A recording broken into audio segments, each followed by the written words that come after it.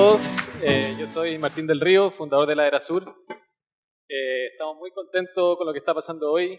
Quiero agradecer a Encuentro El Mercurio que haya pensado en un proyecto como este, en poner estas temáticas dentro de los temas país, que es algo que tenemos que, como grupo, queremos cada día más.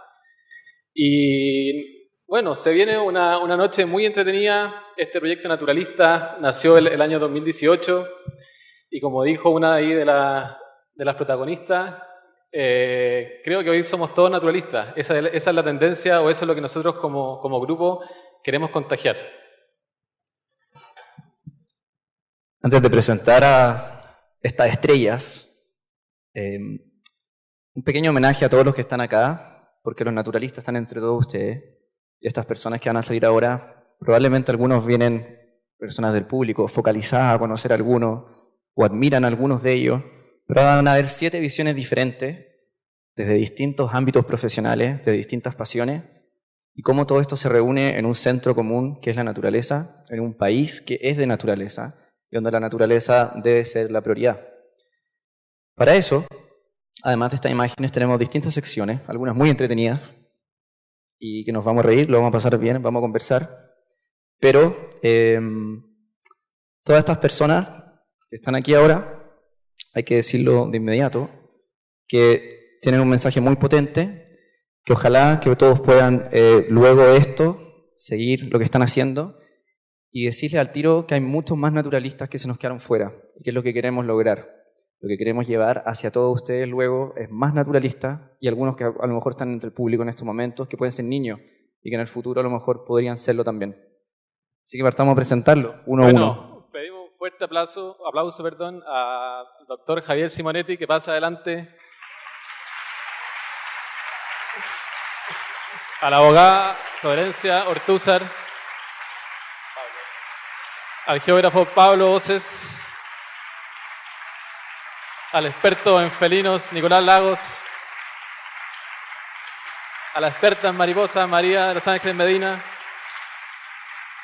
Al artista del grupo, a Geraldine McKinnon, y al gran fotógrafo Guy Wenborn.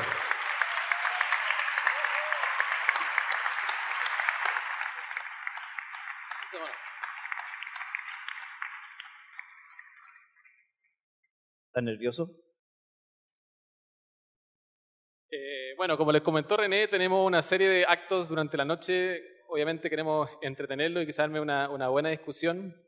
Los temas de naturaleza medioambientales son muy apasionantes y podríamos estar, yo creo que, además si a ustedes les gustan estos temas, podríamos estar hasta alta hora de la madrugada conversando. Así que hemos elegido ciertas pautas, ciertos temas que van a ir ellos exponiendo. Así que para partir, vamos a responder la pregunta que era de este llamado. ¿Qué es la naturaleza primero y por qué queremos un nuevo trato con nuestro entorno? Va a partir el doctor Javier Simonetti. ¿Qué trato le hemos dado a la naturaleza que hoy queramos darle uno nuevo? ¿En qué lugar hemos puesto a la naturaleza que hoy día pedimos considerarla en primer lugar? Seamos francos y directos. Estas preguntas lo que apuntan es a una idea de pensar el futuro. ¿Qué futuro queremos vivir? ¿En qué mundo queremos vivir? No es una cuestión técnica, es una cuestión mucho más profunda. La naturaleza es la base biofísica que sustenta nuestro bienestar, nuestra calidad de vida. Desde siempre, los humanos hemos contado con la naturaleza para obtener agua. En la naturaleza está el origen y la fuente de nuestros alimentos, de nuestra medicina, y también genera espacios para el solaz, la recreación y sin duda la espiritualidad. El problema radica en que también desde siempre hemos considerado a la naturaleza como un objeto que nos pertenece, como un dado. Allí está. Y esa es la larga sombra de la doctrina de las causas finales. La naturaleza está puesta allí para usted. La mesa está servida para que se alimente. El problema radica No en que no debamos usarla, la mesa podríamos usarla, pero hemos sido unos pésimos comensales.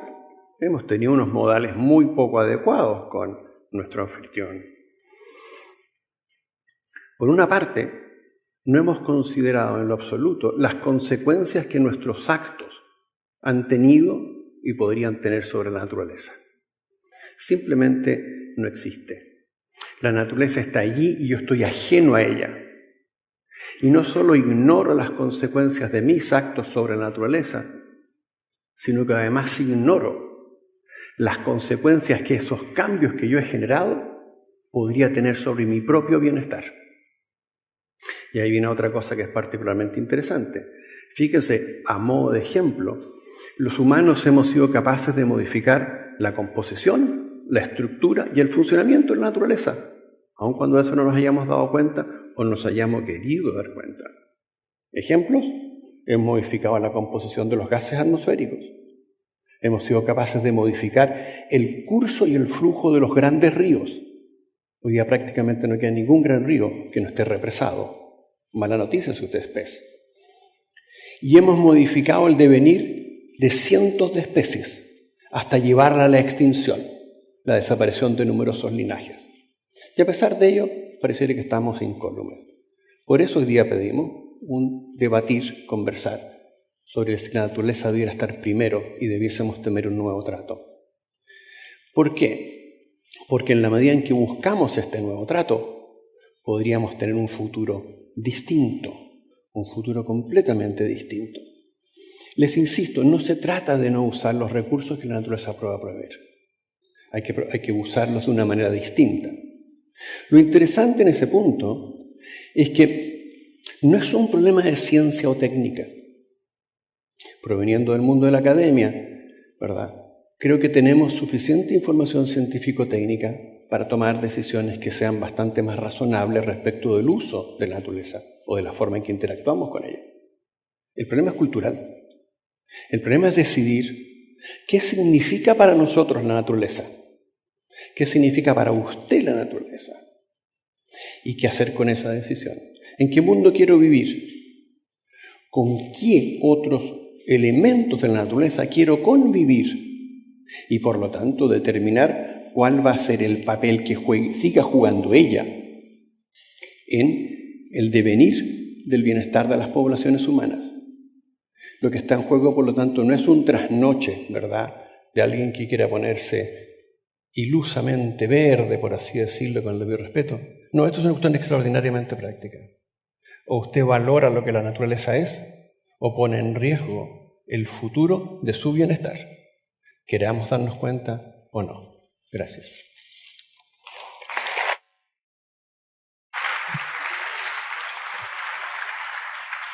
Ahora, la abogada, amiga personal también de todos nosotros, Florencia Ortúzar. ¿Aló? ¿Se escucha? Para nadie es noticia o sorpresa que estamos en una crisis ambiental importantísima. Pero es difícil de repente conectar con eso si cuando miramos por la ventana el cielo sigue siendo azul, los pajaritos haciendo sus nidos, en otoño las hojas se caen de los árboles, todo funciona aún.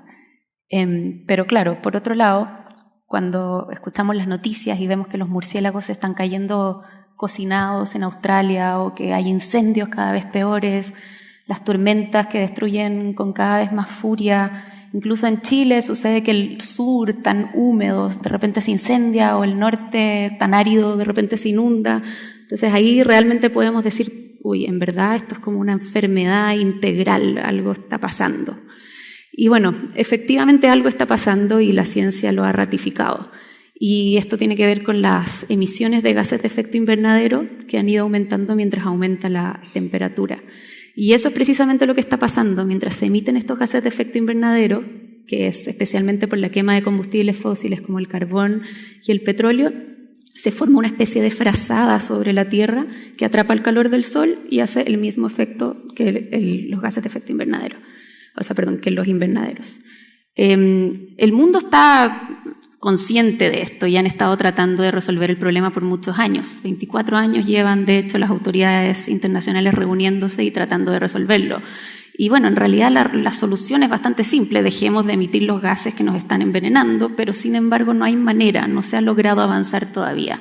Y yo me acuerdo mucho de como lo que me pasó cuando me contaron la historia del Titanic, que me decían de que el capitán vio el iceberg al frente muchísimo antes de colisionar, pero no pudo dar la vuelta. O sea, tuvo que navegar hasta su fin sin poder hacer nada al respecto. Y eso es un poco lo que siento que puede estar pasando y espero que no sea así.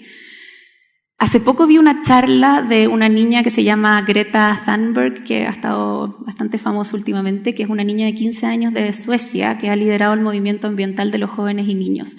Y ella realmente me hizo pensar mucho con decir las cosas tan simples como son. Ella decía, ¿cómo puede ser que la humanidad sabe que está metida en este problema y que se hable de otras cosas, que no sea de esto de lo único que estamos hablando? ¿Cómo puede ser que sepamos que el problema son los gases de efecto invernadero, pero que no sea ilegal seguir quemando carbón?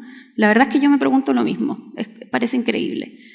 Bueno, en todo caso, la comunidad internacional algo han avanzado y el 2015 se firmó un famoso acuerdo llamado el Acuerdo de París, probablemente todos han escuchado sobre este acuerdo, que tuvo la inmensa gracia que fue el primer acuerdo internacional ambiental que firmaron todos los países del mundo. Y en él dijeron, ok, nos comprometemos a hacer todos los esfuerzos posibles para mantener la temperatura debajo de los 2 grados con respecto a la era preindustrial. O sea, que el mundo no se caliente más de 2 grados desde que empezamos con este calentamiento tan rápido. Pero tiene otro objetivo, el Acuerdo de París tiene ese objetivo y además tiene un segundo objetivo que es, y ojalá logremos, dejar la temperatura en 1,5. Entonces tenemos este acuerdo internacional con este doble objetivo. Después de eso, el año pasado, en octubre, salió un informe que fue muy importante también en términos de lo que está pasando internacionalmente con esto, que fue el informe del IPCC, que es el Panel Intergubernamental de Cambio Climático, que es básicamente los científicos más importantes de todo el mundo que saben de esta materia del cambio climático y que están haciendo los informes que en el fondo nos guían en cómo estamos con esta situación. Y ese informe trató específicamente de analizar la diferencia de esos 0,5 grados entre las 2 metas del Acuerdo de París. Y lo que evidenció es que definitivamente tenemos que jugárnoslas por lograr la meta del 1,5 grados, que esos 0,5 de diferencia eran la vida o la muerte para demasiadas personas, demasiada biodiversidad. O sea, ya estamos en un problema, todos saben que ya se sienten los efectos del cambio climático, pero si llegamos hasta los 2 grados es muchísimo peor. Entonces, ya sabemos eso, tenemos que jugárnoslas por el 1,5. El informe, aquel que les menciono, fue bastante lapidario en ese sentido, porque realmente como que era bien escalofriante la información que tenía, pero también da esperanza, porque dice que llegar a la meta del 1,5 es posible. Tenemos los medios financieros y tenemos la tecnología, sabemos lo que hay que hacer, pero no es fácil, porque significa que tenemos que dar una vuelta en una década. Una década tenemos para hacer algo que es posible, pero que significan cambios increíbles, como que nos dejemos de generar energía a carbón, que las empresas más contaminantes cambien, que el transporte sea eléctrico, que empecemos a restaurar y a cuidar y a proteger todos los sumideros de carbono. Entonces, se puede, pero es difícil. Ahora, estamos en un momento bastante crítico, porque desde que empezó el tema del cambio climático a ser tema, no hemos logrado bajar las emisiones. O sea, el 2017 fue el último conteo oficial y las emisiones habían subido. O sea, no hemos empezado la tarea. Pero igual, supongamos que se puede, y esto es lo que hay que tener en cuenta. Por eso, naturaleza primero, porque tenemos una tarea demasiado importante por delante. Muchas gracias, Florencia.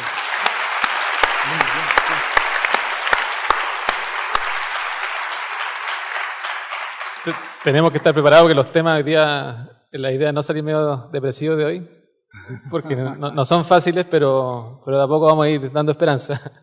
Bueno, a continuación, Pablo Ose. Adelante, su turno.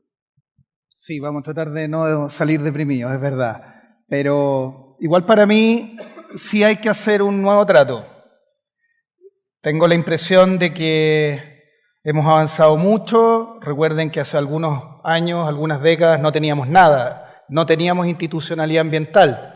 Tuvimos CONAMA. Después tuvimos ministerio, tenemos superintendencia, tenemos declaraciones, tenemos estudios de impacto ambiental, hemos avanzado. No estamos donde estábamos antes. Pero eso no es suficiente. Tenemos que repensar algunas cosas. Esa imagen que ustedes ven ahí es la del medio ambiente. No, si es tan bonito, cuidemos las plantitas.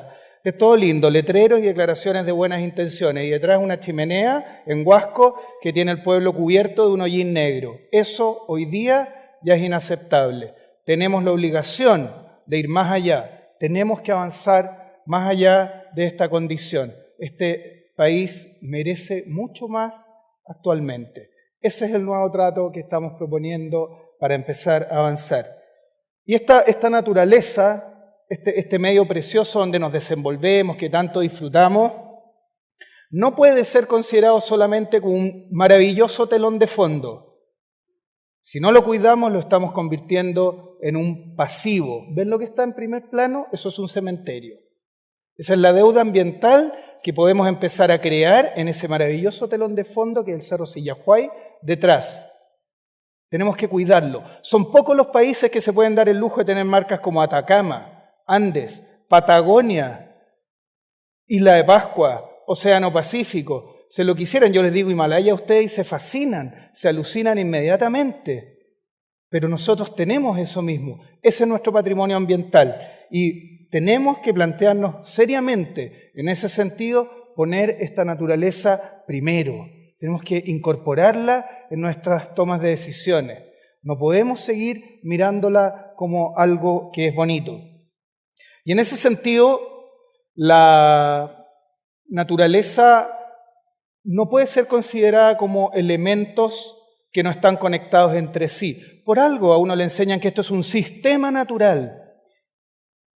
Tenemos que incorporar esa estructura de pensamiento, esa estructura de análisis, el sistema. Ese es un bofedal en el altiplano chileno. Esa agua que hoy día es objeto de debate entre la parte ambiental, social y la parte industrial minera. Hay un debate, hay una pugna por el recurso hídrico. Bueno, eso es un sistema.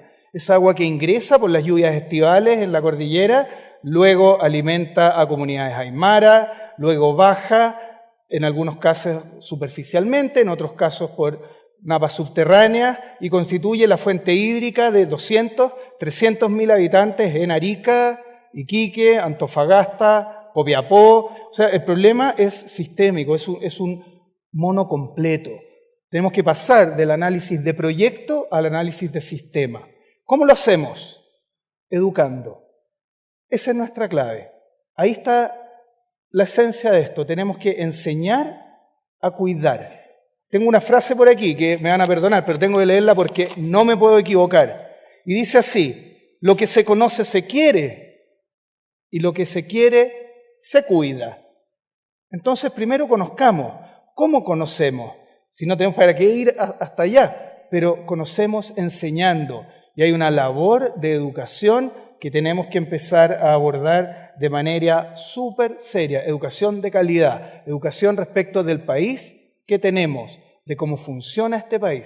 Desde chiquititos, hoy día los niños ya están aprendiendo. El reciclaje, que es como el chiche, pero está perfecto, es un punto de partida. Y tenemos que seguir conscientemente con eso. ¿Para qué? Para eso. Son ellos los beneficiarios de esto.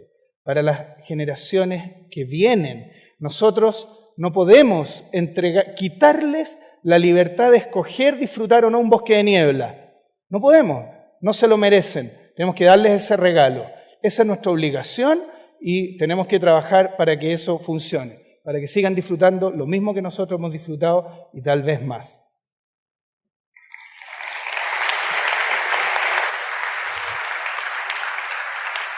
A continuación, voy a tomar una pequeña libertad. Somos muy amigos, trabajamos juntos y lo que les va a hablar Nico es sobre un animal que nunca he visto, más adelante vamos a hablar de eso, en 12 años de investigación. Y eso habla un poco de la pasión del trabajo que hace esta gente acá. En 12 años no he visto el animal que estudia. Y lo encuentro increíble. Nicolás Lago.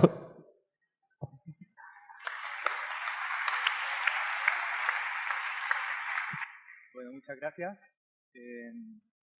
Y hoy no vengo a hablar del gato andino, vengo a hablar, ya me aburrí, ya no lo conozco, no lo he visto, pero vengo a hablar de emociones. Por eso quiero citar a Baba Dioum, que es un ecólogo senegalés, que él dijo una frase que es tal vez bien conocida por muchos de ustedes, que quiero invitarlos a revisitarla. La frase dice, porque al final vamos a conservar solo lo que amamos, amaremos solo lo que entendemos y vamos a entender solo lo que eso nos enseña. El fin último es la conservación. Lo que buscamos todos acá es preservar este mundo natural, este entorno, este planeta. Y al parecer, según lo que habla él, existiría como una especie de pasos lógicos donde primero tenemos que entender, enseñar. Luego tendríamos que entender. Primero, una vez que se nos enseña qué es lo que hay, la especie, la diversidad, todo esto, tendríamos que llegar a entender lo que hablaba Pablo recién, por ejemplo, de los sistemas, cómo funciona el funcionamiento ecológico, los roles de cada especie dentro del ecosistema. Pero para finalmente llegar a conservar tenemos que amar. Los primeros dos términos, la enseñanza y el entender, vienen tal vez de dos ámbitos que son más bien racionales. La enseñanza viene de la educación. El entendimiento llegaría a través de la investigación. Estos dos ocurren más o menos a través de procesos más o menos racionales y objetivos. Lo que se busca en la investigación también es eliminar la subjetividad. Pero sin embargo, en el amor, lo que se busca es algo más subjetivo, totalmente lo contrario. Ya viene más allá del ámbito racional, sino que de las emociones. ¿Y cómo logramos esto? ¿Cómo logramos esta meta que es el conservar a través del amar? Y un poco a ese punto me gustaría que nos detengamos. ¿Cómo podemos llegar a gatillar estas emociones? Estas emociones se gatillan a través de las experiencias. Y la experiencia, la única manera de vivir una experiencia es estando allí. Por eso es necesario estar en la naturaleza, olerla, sentirla, tocarla. Eso nos va a hacer amarla, sentir miedo quizás, maravillarnos, sentirnos felices, sentirnos cómodos. A fin de cuentas, esa conexión con la naturaleza en el lugar in situ son las que nos terminan gatillando las emociones y las que se termina también en un cambio de comportamiento. Y al parecer esta relación con la naturaleza viene ya desde el pasado, desde nuestros inicios como especie humana. Nosotros cuando pensamos siempre en el paraíso, lo imaginamos como la imagen de la izquierda. Estamos nosotros, seres humanos, ahí al fondo se ven, pero estamos en un lugar de naturaleza exuberante, mucha fauna, mucha flora. Al parecer es un ecosistema como el que podríamos ver en un bosque, en una selva, no sé, en lugares llenos de vida, llenos de biodiversidad. Cuando imaginamos paraíso nos imaginamos una ciudad hiperconectada, automóviles, aviones, que es un poco hacia donde estamos creciendo nosotros ahora. Sino que imaginamos un paraíso natural. Por otro lado, cuando somos niños, cuando nacemos, también nos gusta rodearnos de fauna, de animales. Los juguetes son animales, los ositos de peluche son osos.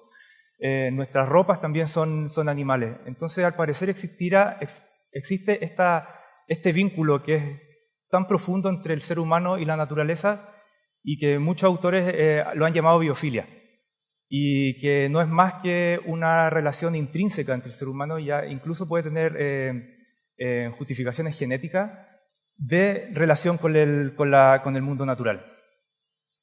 Y esa es la relación que quizás estamos ahora olvidando a través de nuestro desarrollo económico que está divorciado de la naturaleza. Nosotros estamos creciendo hacia un camino que no va hacia esto, que no va hacia el paraíso. Y acá quiero presentarle otra cita que es de Edgar Allan Poe, es un poeta y escritor, que habla de las 4 condiciones para la felicidad.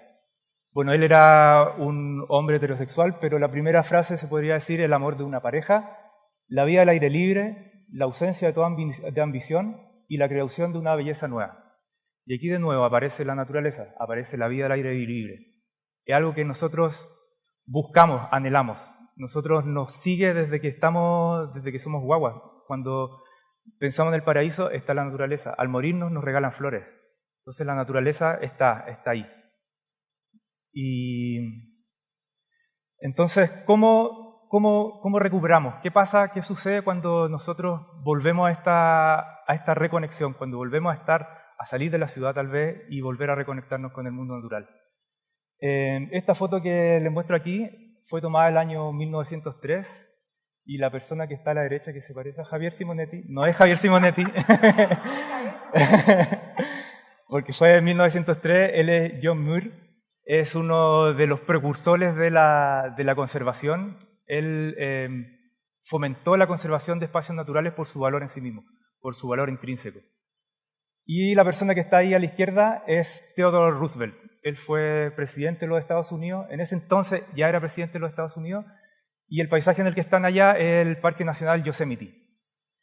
Y lo que hizo aquí John Muir fue invitar a Roosevelt a pasar 4 días en el campo, a acampar. Ellos se fueron, estuvieron los dos acampando 4 días, recorrieron las montañas, recorrieron los bosques de secuoya, y después de esos 4 días, Roosevelt dijo que él no había conocido un lugar tan hermoso, tan maravilloso en todo el planeta. Dijo que este lugar y que el Parque Nacional Yosemite debiera ser protegido y preservado para que sus hijos lo pudieran conocer y los hijos de sus hijos y así hasta la eternidad. Después de eso, Theodore Roosevelt creó más de 200 áreas protegidas en todo Estados Unidos, entre parques nacionales, reservas forestales, parques de vida silvestre, 200, en todo su mandato. Es sin lugar a dudas el presidente que más ha hecho por la diversidad, por la protección de la biodiversidad en Estados Unidos. Y eso se gatilló por lo mismo, por una conexión con la naturaleza, por el estar allí. Muchas gracias.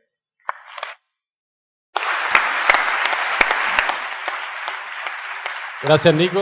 Bueno, también en el camino de la educación, la María sorprende en cada proyecto que está, así que bueno, y un gran abrazo para ella que nos va a sorprender hoy. Qué grandes expectativas, Martín. Yo me quiero sumar a lo que estaba diciendo el Nico y creo que, claro, este lado parece que va a ser el lado positivo del escenario. En la misma línea, esa experiencia de la que hablan es efectivamente lo que nos va a movilizar a tomar mejores decisiones. Y aquí, claro, tengo que hacer un solo comentario pesimista, no es pesimista, pero el 90% de los chilenos viven en entornos urbanos densos parecidos a ese, eso es Santiago. Eso significa que más de 16 y algo millones de personas no tienen experiencias cotidianas con la naturaleza. Eso que está diciendo el Nico, que es lo que nos moviliza a tomar mejores decisiones. En Chile pasó algo muy similar con las áreas silvestres protegidas, se han ido formando porque en lugares y en los años en que eran lugares que la verdad es que no nos servían mucho para nada. Y ahora las estamos conservando, pero tenemos muy poca información respecto de ellas. Entonces hay un desafío muy importante porque nos damos cuenta que la gran mayoría de nosotros lo que entiende de la naturaleza es finalmente algo que está interpretado. Es algo que alguien interpretó por ti. Nosotros conocemos la historia de los grandes leones, conocemos las historias de los humedales, gracias a que alguien desde las ciudades interpreta esos conocimientos y los transforma en algo que a nosotros nos haga algún significado. Entonces, cuando estamos enfrentados a eso, yo tengo que poder, entro en un desafío muy grande y ahí es donde a mí me parece muy interesante el discurso y el quehacer en torno al diseño. Porque en el fondo es desde acá, desde donde nosotros estamos contando la historia, para que finalmente las decisiones que dice la Flora, lo que dice Pablo, se tomen. Esta persona tuvo que ir para tomar esa decisión. ¿Cómo hacemos para los otros 16 millones que prácticamente no tienen vínculo con la naturaleza? ¿Por qué está esta chica en el norte de Europa llamando a los niños? ¿Por qué no estamos tomando las decisiones correctas? Si tenemos toda la información está ahí, no nos falta. Hay una cercanía que tiene que ver con el vínculo sensible que nosotros creamos con la naturaleza que no está sucediendo y que es muy difícil tenernos si tú no estás en la naturaleza. ¿Cómo te cuento la historia? ¿Cómo le explico a alguien que no es una buena idea hacer un puerto en un lugar tan significativo y corredor de alimentación de cetáceo al frente de Coquimbo, por ejemplo? ¿Cómo te cuento esa historia? Te puedo mandar 16.000 papers que lo van a explicar de manera muy técnica, muy precisa, o te puedo contar la historia de Eubi musculosa, que es una ballena adolescente que sobrevivió y llegó a su etapa adulta, hizo una familia y creó una gran familia de migración a pesar de que su madre fue asesinada por un buque pesquero, por ejemplo. Y esa historia te la puedo contar como una historia triste, te la puedo contar como una historia de villanos y héroes, te la puedo contar como una historia de simplemente algunos animales que estaban queriendo hacer lo correcto y estaban creyendo de verdad que estaban haciendo lo correcto. Te lo puedo contar con un juego de cartas, te lo puedo contar con una exposición, con un cuento escrito, con una guía ilustrada. Te lo puedo contar de miles de maneras. Y eso son solo decisiones de diseño. El diseño tiene una habilidad muy gratificante de poder trabajar con distintas disciplinas, trabajar con la ciencia, trabajar con conocimientos muy duros y también con aspectos muy blandos de la realidad y poder sistematizarlos para contarte una historia. Finalmente, el diseño tiene esta capacidad de construir un relato y cercanía a una información que en sí misma no la tiene. La información en sí misma no tiene esa cercanía, no tiene esa capacidad de movilizarnos. Y como no estamos todos siendo capaces de ir al campo, aquí tenemos que hacer esa pega, esa forma de poder ver eso, por ejemplo. Eso muy pocas personas tienen esa oportunidad. Y ahí es donde se arma un desafío muy grande y donde además se abre una nueva posibilidad porque estamos en un momento en que la tecnología nos permite a que esa persona movilizada, una vez que yo logré aprender una historia gracias a un buen ejercicio de diseño, gracias a que yo fui capaz de empatizar de alguna manera, esa persona se convierte en vector de conocimiento, se convierte en vector de empatía, esa persona es capaz de transferir ese conocimiento a otro. Y la verdad es que es muy difícil que yo empatice con una cosa, pero sí es mucho más fácil que alguien me cuente una historia y me movilice. Muchos de nosotros nos gustan las matemáticas porque el profesor era un muy buen profesor de matemáticas, o la odiamos para siempre porque el profesor era absolutamente imposible. Entonces, cuando logramos en esta ciudad transformar ese conocimiento en una experiencia movilizadora, transformamos a una persona que se convierte él en motor de conocimiento, él en empatía, él es capaz de transferir eso. Y ahí hay otra capacidad para el diseño que se abre, que es aún más interesante, que es en el fondo cómo hacemos que todas estas personas que fueron y que están movilizando logren también crear conocimiento nuevo, porque esa es otra de las disyuntivas muy importantes ahora. Todo está pasando muy aceleradamente, tenemos que tomar decisiones sobre el territorio y nos falta información y las cosas están cambiando de manera muy acelerada. En este momento podemos acceder y tenemos políticas como descontaminación del aire, tenemos restricción vehicular, sabemos que tenemos que disminuir las fuentes de calor de leña en Temuco, en Coyhaique y en tantas otras ciudades porque instalamos monitoreos de aire. Nosotros sabemos lo que está pasando. Eso no lo sabemos con nuestra biodiversidad ahora. Hay un esfuerzo enorme de la ciencia en Chile. En Chile se hace muy, muy buena ciencia, pero todo está pasando a una velocidad en que no estamos siendo capaces de responder las preguntas que necesitamos para diseñar una nueva forma de relacionarnos con la naturaleza. Para este nuevo trato, nos falta esa información. Y ahí el hemisferio norte está haciendo algo que es muy movilizador y ha dado muy buenos resultados, que también efectivamente es un desafío desde el diseño, desde la cultura, que es la ciencia participativa. Y ahí es donde estamos poniéndole muchos esfuerzos, porque efectivamente desde esta ciencia yo puedo tomar a este humano que fue capaz de movilizarse desde acá e ir a abrir información. Y ahí lo junto con un dato bien impactante que está pasando en Chile no hace muchos años, desde el 2014 más o menos, que está creciendo exponencialmente la curva. En este momento están yendo 3,5 millones de personas a las áreas silvestres protegidas en Chile. Y eso, el 2014 era menos de la mitad y el 2010 era aún menos de la mitad. La curva es realmente acelerada. De esos 3,5 millones, más de 2,5 millones son chilenos. Son personas que viven acá y que están dedicando su tiempo y están saliendo de su zona de confort y están siendo llamados por esto. Entonces, en el fondo, es sensato pensar que desde acá se está haciendo un esfuerzo por comunicar de manera sensible esos contenidos y que esas personas están efectivamente movilizándose y están queriendo movilizar ese contenido. Y allí es donde este ejercicio de diseño de poder armar plataformas para que esas personas puedan en esa visita levantar información y monitorear lo que está pasando ahí, es que se convierte en algo súper relevante. En el fondo, algunos de ustedes han escuchado de eBird o alguna de esas otras plataformas de diseño, plataformas digitales. Esas plataformas partieron como algo muy críptico, que era solo para especialistas, y han ido mutando y se han ido ampliando para hacer otro ejercicio muy interesante, que es generar audiencia. Que en el fondo ya no le están hablando a esa persona que ya conoce el contenido, que lo prevé y que lo quiere ir a incorporar, sino que además está generando audiencia.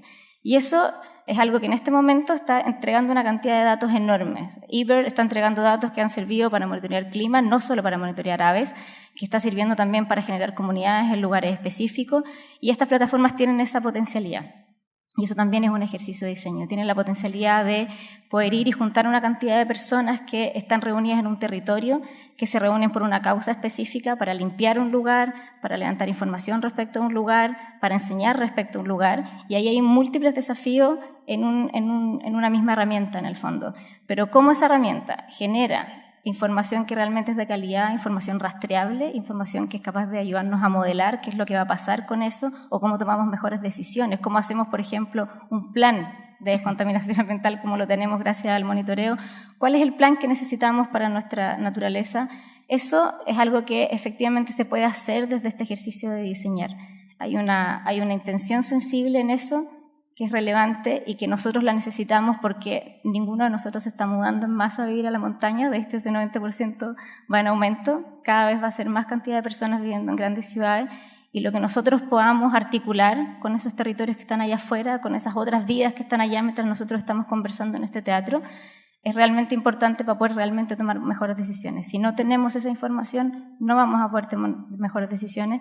Si las personas no participan, no vamos a poder acelerar la forma en que creamos nuevos conocimientos, y si no tenemos buenas estrategias de diseño, porque lo estamos haciendo desde acá, desde las ciudades, no vamos a poder generar buenas herramientas para que esa información nos dé buenos frutos. Por eso es importante que pensemos no solo en el ejercicio de ir, sino que cómo hacemos para que en el ejercicio de ir nos incluyamos más, incluyamos a más personas, cómo hacemos que desde el desarrollo cultural podemos armar herramientas que nos permitan abrirnos, que nos permitan interconectar disciplinas. Eso es algo que ha sido súper valioso desde el ejercicio de diseñar herramientas y que creo que también ha servido para la ciencia y para las otras disciplinas para que podamos efectivamente entender que esto es un esfuerzo colectivo. No vamos a tener las respuestas que necesitamos si seguimos operando desde nichos separados de la realidad. Por eso creo que efectivamente las personas tenemos que dar un salto y tenemos que, los que estamos ya completamente sensibilizados, tenemos que envalentonarnos, tenemos que salir afuera, tenemos que decir lo que sabemos y tenemos que diseñar esas nuevas formas de relacionarnos, esas nuevas formas de hablar a la naturaleza y decir, ok, esto ya no da para más, ahora la relación es otra y ahora lo tenemos que pensar, pero para eso necesitamos involucrarnos todos.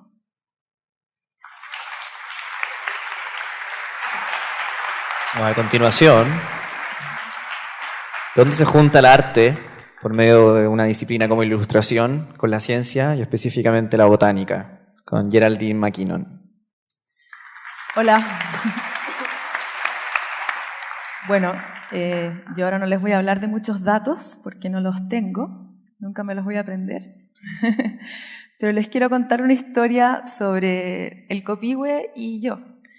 El copihue es la primera flor chilena que yo conocí cuando estaba en el colegio, la conocí a través de fotos del Icarito, y para mí la flora chilena era el copihue, la araucaria, y no me acuerdo ni siquiera cuál habría sido la tercera, si es que había una tercera. Y ahora ya de adulta ilustradora me he dedicado a ilustrarlo bastante, quizás por eso, porque era el único que conocía y no tenía idea que Chile era uno de los lugares del mundo con mayor biodiversidad y que además tenemos muchas de las especies de plantas más únicas y raras de todo el planeta.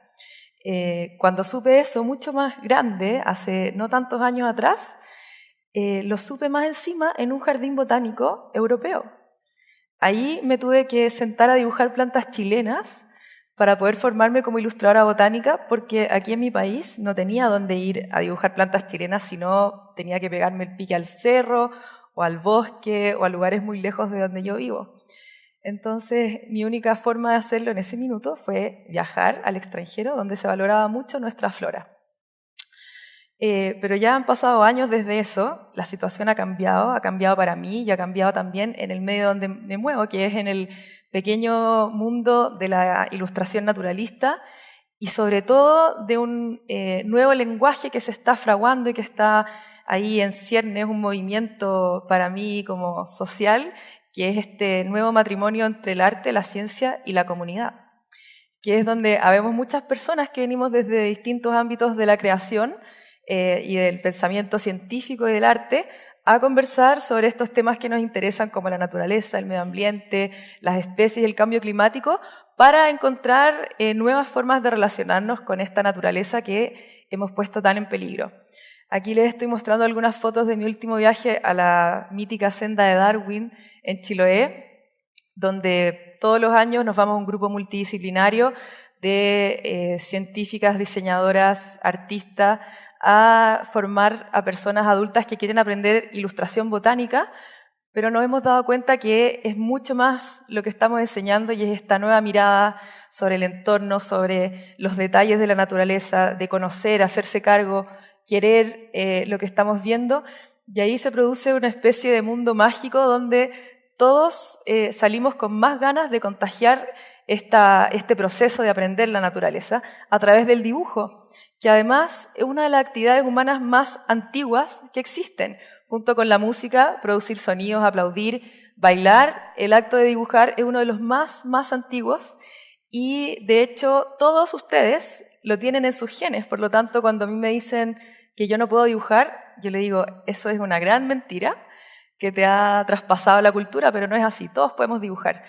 Y estoy convencida de que estas herramientas que son tan humanas, que no necesitamos mucha tecnología para hacerlo, de hecho, son las que nos pueden conectar de manera más profunda y directa con el entorno natural y con nuestra relación con la naturaleza. Cuando observamos a los alumnos entendiendo cuáles son las partes de una flor, por ejemplo, viendo la flor debajo del estereoscopio por primera vez, observando sus partes, dándose cuenta de que no era una masa rosada, sino que tenía órganos, tenía partes, que no todos los verdes de las hojas son iguales, que las flores tienen funciones y colores dependiendo de los polinizadores que llegan.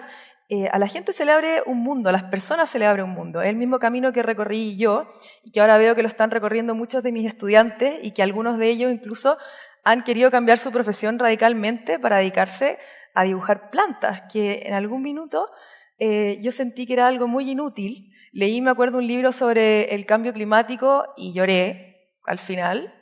Lloré súper desconsoladamente.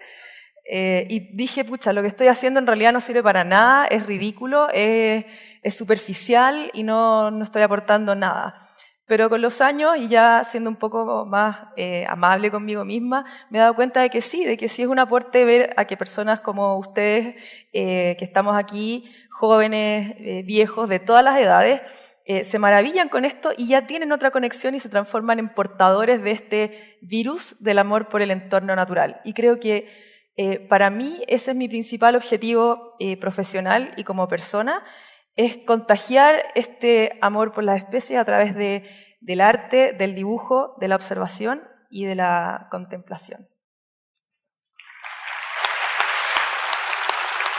Gracias, Geraldine. Y bueno, para terminar este primer acto, el destacado fotógrafo Guy Wenborn, que usualmente está volando por los aires, y ahora lo tenemos aquí en tierra. Así que qué suerte. Un fuerte aplauso para Guy.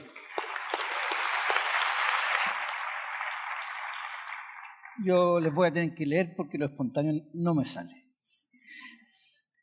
Lo traté toda la semana pasada y no me salió nunca. Llevo más de 30 años recorriendo mi país, mi territorio. He dedicado mi trabajo fotográfico a profundizar cada vez más en su esencia vital. Por cielo, mar y tierra he rozado su superficie, extrayendo las más bellas imágenes que mi imaginación me motiva a perseguir. He fotografiado todo Chile, sus ciudades, la arquitectura, su minería, la salmonera, sus cultivos agrícolas, su turismo, sus desarrollos inmobiliarios, pero ante todo su gran patrimonio natural, que es único y no deja de asombrarme. La biodiversidad con que cuenta Chile, que he presenciado en sus más de 37 parques nacionales, y la gran variedad de ecosistemas nos pone en un lugar privilegiado, pero también nos hace responsables, porque de nosotros depende su cuidado, su existencia futura. No hay otro igual.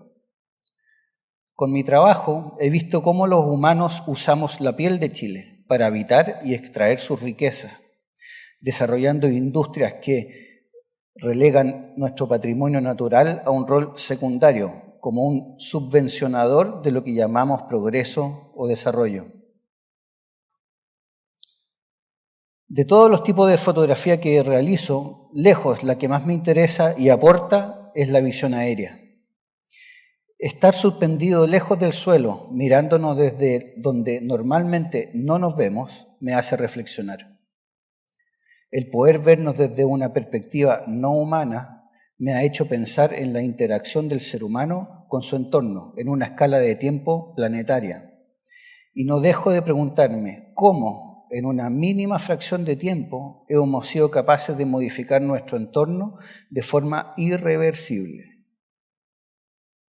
Hemos puesto nuestro planeta a merced de nuestra insaciable sed de progreso y hemos tratado a la naturaleza como una proveedora infinita de recursos que son finitos. Transformamos la piel de nuestro planeta para siempre. ¿Será que nos hemos vuelto tanto o más poderosos que el fuego, el agua, la tierra y el aire? En 30 años he visto glaciares retroceder, he visto florecer el desierto de forma natural. También he visto cómo ecosistemas áridos ahora son verdes, parronales de uvas que tiñen las laderas, cultivos subiéndose por los cerros para que podamos comer una rica palta. Cientos de áreas sembradas para poder alimentarnos y darnos a conocer en el mundo. He visto las entrañas del desierto abiertas para atraer sus riquezas minerales. He visto cómo se desvían los ríos y secan los esteros para distribuir el agua. He visto cómo se instalan en fiordos y bahías con bellas cascadas y bosques cientos de jaulas salmoneras que habitan las aguas más próximas a nuestros parques nacionales, supuestamente territorios prístinos y protegidos. Desde el aire he comprendido a través de observar cómo somos capaces de modificar nuestro entorno natural por un beneficio económico. Elevarse y tomar distancia me hace ver las cosas de una perspectiva tanto en la distancia física como en una distancia de tiempo geológico. Creo que sería muy importante que todos tuviéramos la oportunidad de elevarnos al cielo y vernos desde la distancia, tan lejos como sea posible, incluso desde el espacio, para que lo humano desaparezca a la vista y solo veamos esta esfera como una gran joya hermosa, tan bella de día, cuando no se percibe el efecto humano en su superficie. Hay una imagen que hace algunos años me impactó, fue muy reveladora y me hizo reflexionar acerca de nuestra especie humana. Esta imagen me dio pavor, me sentí ahogado, desesperanzado, ya que nos percibí como si fuéramos una gran infección bacterial bioluminiscente del planeta. No se ve. ¿Dónde está? Bueno, es la foto del planeta de noche, en que se ve todo iluminado, el hemisferio norte lleno de luces. Ahí está. Ahora sigo. Ahí está la infección bacterial bioluminiscente. El planeta está enfermo, le subió la temperatura, tiene fiebre, está con humanitis. Pero la fiebre pasará, el planeta se mejorará y la humanitis desaparecerá naturalmente, solo como una fracción de tiempo de esta historia cósmica. Al mirar esta imagen con mayor detención me di cuenta que hay un detalle esperanzador. En Sudamérica, y Chile en especial, está casi todo oscuro, negro, como si no estuviéramos infectados aún. Al contrario del hemisferio norte, donde está en estado crítico. Y esa oscuridad aquí en Chile solo puede significar algo bueno, muy positivo, y es que aún estamos a tiempo. Un oscuro futuro, una luz de oportunidad, para pensar quiénes queremos ser como país y qué consideramos desarrollo. Quizás sea hora de plantearnos una nueva forma, más inteligente, a largo plazo, a muy largo plazo, donde consideraremos la naturaleza digna de ser respetada y renegociar nuestro contrato con ella. Sueño con un Chile natural, sueño con un Chile que sea un parque mundial y un ejemplo de cómo proyectarse ganándose el respeto de las generaciones futuras. Les pido que seamos capaces por una sola vez de mirarnos desde lejos y reaccionar a tiempo. El planeta no nos necesita, nosotros sí lo necesitamos a él.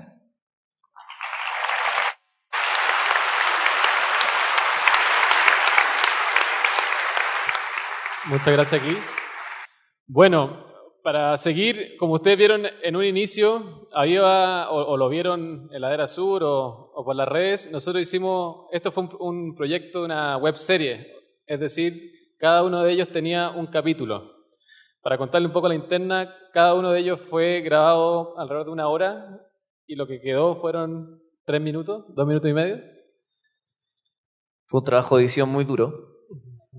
Y se dijeron muchas cosas que obviamente no salieron al aire, pero tenemos algunas frases que quedaron ahí y que siempre quisimos profundizarlas en algún momento y creemos que esta es la ocasión.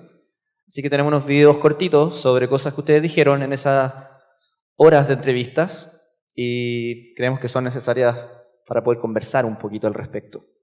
Así que podemos partir con el primer video sobre bicicletas robadas. Hoy en día estamos en una época donde hay una urgencia. De hecho, por primera vez en la historia de la Tierra, nosotros los seres humanos somos causa de una de las extinciones más allá. Hoy día ya se habla del antropoceno, que estamos entrando en una era geológica, que por primera vez el ser humano es la causa de esto, de la defaunación, de que hay muchas especies que se están extinguiendo a causa nuestra, a causa de nuestro impacto en el planeta. Nosotros comúnmente estamos escuchando este término, el antropoceno. Quizá aquí algunos que lo conocen, otros no. ¿Qué significa este concepto? Resumidamente, si se puede. Bueno, el antropoceno fue un concepto que apareció de un premio Nobel de Química. Y en el fondo lo que quiso mencionar es que hoy existe una nueva era geológica y que viene ya después del Holoceno y que esta era es un momento en que los cambios terrestres, los cambios geológicos son tales que van a ser capaces de ser vistos, por ejemplo, en 2 millones de años, 3 millones, 5 millones de años en el futuro. Quizás si llega un extraterrestre, va a llegar al planeta Tierra y va a decir, miren, acá en este momento fue cuando el ser humano destruyó la naturaleza. En el fondo, los cambios, como bien decía Javier, son tales que no hay ninguna otra especie en la historia del planeta que haya ocasionado cambios a escala planetaria, cambios en el clima, cambios en el funcionamiento, en la composición de los ecosistemas. Por lo general, en verdad, todas las especies van a tener impacto en su entorno. Pero hablamos del entorno, pero no del planeta, el planeta completo. Y en el fondo, eso es lo que habla el antropoceno. Nosotros estamos en el pasado, en el fondo la Tierra era la que marcaba, o fenómenos geológicos, fenómenos físicos, eran lo que marcaban los cambios entre las distintas eras geológicas. Hoy somos nosotros, los seres humanos. Y de hecho esto del antropoceno es súper atingente al título de la charla, que habla de un nuevo trato con el entorno, con nuestra naturaleza, y es porque, claro, el trato actual no ha llevado a esto, no ha llevado al antropoceno. Claramente el trato actual no está funcionando, le estamos destruyendo la naturaleza, estamos destruyendo a nosotros mismos, a nuestro ecosistema, y para generar cambios vamos a necesitar un cambio completo, un cambio de conciencia que va a ser radical. Como bien decía la Flora, necesitamos un viraje nu. Lo que estamos haciendo hoy es, no sé, generar planes de descontaminación, reducir el uso de bolsas plásticas, pero lo que estamos haciendo con eso es un poco reparar el carro mientras va andando, pero no hemos detenido a pensar hacia dónde va el carro, hacia dónde lo estamos dirigiendo. Ese es el viraje que necesitamos hoy. Hace un par de días salió una campaña del Día Mundial del Agua, donde el gobierno llama a la ciudadanía a darse duchas de, no me acuerdo, 2 o 3 minutos, de 3 minutos. Y esa campaña fue súper criticada y con mucho sentido porque claramente estos cambios tienen que ser cambios globales, tiene que ser claramente el cambio puede comenzar por individualmente desde la casa, uno puede ayudar a consumir menos agua, a reciclar más, pero no sirve de nada si es que por otro lado tenemos un sistema, una regulación del Código de Agua nefasto que fue creado en plena dictadura, donde el agua es privatizada. O sea, es el único país en el mundo, Chile, donde el agua es de privados. Fue regalada a privados y hoy en día ellos son los que están los mayores consumidores de agua. El sector agropecuario es el que consume el 80% del agua en el país. Y estamos pidiendo a los usuarios que disminuyamos el consumo de agua. Sí, está bien.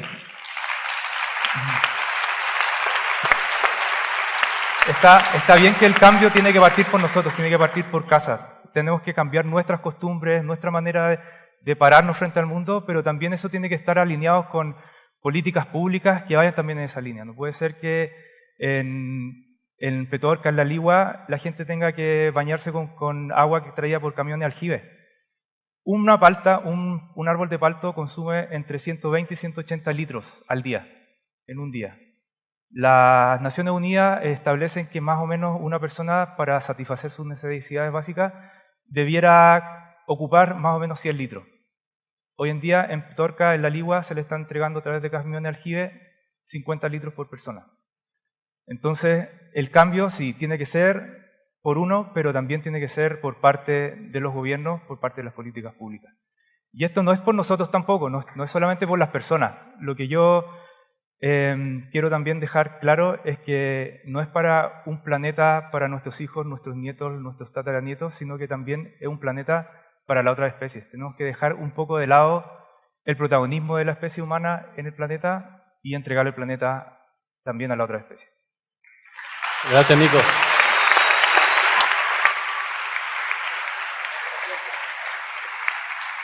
Vamos con el siguiente video. Tenemos varios vectores que están amenazando nuestra flora actualmente. Primero hay que tener en cuenta que la zona central de Chile es la que tiene el mayor porcentaje de endemismo en todo el país y es justamente el sector del país que está más densamente poblado. Entonces ya la sobrepoblación, el mal diseño de las zonas urbanas que llegan y arrasan con los paisajes y no se hacen parte de los paisajes donde construyen, que no los mantienen de ninguna forma, ya es un foco súper grande de problemas para nuestra flora. Adelante, Geraldine. ¿Qué nos podría contar?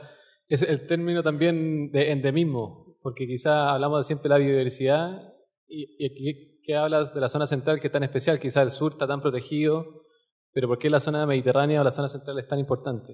Eso es súper interesante porque yo creo que aquí estamos, lo hemos conversado nosotros en nuestras reuniones anteriores, que hay un gran foco cuando se habla de naturaleza en Chile, la gente se conecta mucho con el sur, porque el sur es verde, está lleno de bosques, de estos bosques templados preciosos, con mucho más exuberantes.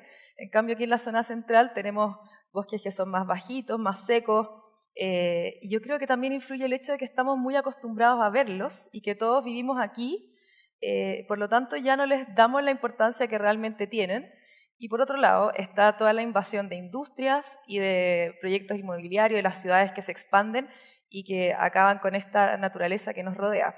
Y bueno, el endemismo es simplemente que en nuestro territorio existen especies que no existen en ningún otro lugar del planeta. Son únicas. Muchas de ellas pueden tener parientes en otros lugares del mundo, por ejemplo, como en Nueva Zelanda, en Australia, a veces en Europa, pero, y en otros lugares de América, pero nuestras especies, sobre todo aquí en la zona central, son únicas del mundo. Y de hecho está señalado en un mapa como uno de los hotspots, o sea, como puntos calientes de biodiversidad planetaria. Por lo tanto, como país, debiéramos proteger esta área. No sé si se acuerdan, hace poco han estado estos conflictos por un bosque que está ahí en Peñalolén Alto, el Panul se llama, ya que es un bosque, es de los pocos bosques esclerófilos que van quedando aquí en los faldeos cordilleranos de Santiago, más o menos intocado, pero que están las inmobiliarias así, por construir condominios ahí. Se han fijado que en toda esa zona de la precordillera, que es donde yo vivo, cada vez hay más densidad de población y todos los lugares que eran espacios abiertos y bosques ahora son reemplazados por condominios de casas idénticas la una a la otra y que no tienen ningún concepto de integrar el paisaje que los rodea. Y ese es un gran problema que estamos viendo y que además está perjudicando, nuestro amigo geógrafo nos puede ayudar mejor, pero todo el tema de las aguas y de las quebradas, ¿cierto?, que circundan nuestra ciudad, se están viendo afectadas por esta como construcción terrible. Entonces creo que eso es un gran tema que tenemos que discutir. Súper, nosotros vamos a ir tocando unos temitas que sabemos que no los podemos profundizar en mucho rato por cosa de tiempo, pero la idea es ir tocando diferentes temáticas que se hablaron en estos videos y que son importantes y queremos compartir. Vamos con el siguiente. Entender que Chile debiera ser un parque mundial y que lo que no estamos haciendo en el norte en materia de conservación es urgente. Porque el sur, entendiendo el sur austral, ya sea de Puerto Montt al sur, está sobre representado. Y el norte, con la presión de las mineras y el negocio minero, no es prioridad para el Estado. No hay ningún salar en el norte que esté protegido bajo Parque Nacional. Acá se puede profundizar harto, Gui, sobre este tema. No sé qué tan profundo quisiéramos ir. Adelante. En mi trabajo, sobre todo el trabajo de fotografía aérea, he podido recorrer todo mi país, desde Antártica hasta Bisbiri. Y volar por todo este territorio me ha hecho tener una percepción, y quizás aquí Pablo me va a criticar, pero lo he dividido en 3 grandes macrozonas. Una austral, desde Cabo de Horno hasta Puerto Montt, otra que es la del Chile central, entre Puerto Montt y Santiago, podría ser, un poquito más al norte, y podría ser aquí del norte, desde Santiago hasta Bisbiri. Eso es una más discutible. Lo que me preocupa es lo que pasa en el norte, y ha habido un tremendo trabajo, quizá inconsciente, comunicacional, en el sentido que se lo grafico con este ejemplo. Mi secretaria Margarita, en algún momento yo estaba haciendo un trabajo de parques nacionales y le dije, ya estoy organizando mi viaje al norte. ¿Al norte? ¿Y para qué vas al norte? Si allá no hay parque. ¿Cómo no hay parque? No, pues no hay árboles. Ok. Entonces, el sur austral, fantástico, está sobre representado con esta donación de los Tompkins y ya quedamos, pero súper protegidos. Chile central es lo que quedó de los parques, porque es la zona más habitada, donde vive la mayor cantidad de población, lo más desarrollado en agrícola, y los parques que quedaron algunos en la cordillera de la costa, unos reducidos parques, y otros en la cordillera de los Andes. Pero el norte me preocupa, porque la presión del negocio minero es feroz. Y de todos los parques que he recorrido en el norte, muchos de ellos están colindantes con los salares. Los parques están alrededor del volcán Yoyayaco, pero el salar de Pajonales, el salar de Aguas Calientes, que están vecinos de este parque, no son parques. Tienen agua, tienen litio, y eso es lo que me preocupa. Se viene el litio y tenemos una cantidad de hermosos salares en el norte, en el altiplano, y me da mucho susto lo que pueda pasar con esos ecosistemas, porque los salares se construyen a través de siglos y miles de años. Por lo tanto, lo que intervengamos ahí en una fracción de tiempo para hacer el negocio va a ser irreversible. Los salares tienen litio y tienen agua. Y la intervención que se les hace, la verdad es que es bastante dramática. No les quisiera mostrar las fotos aéreas porque es muy evidente, pero me preocupa mucho el norte.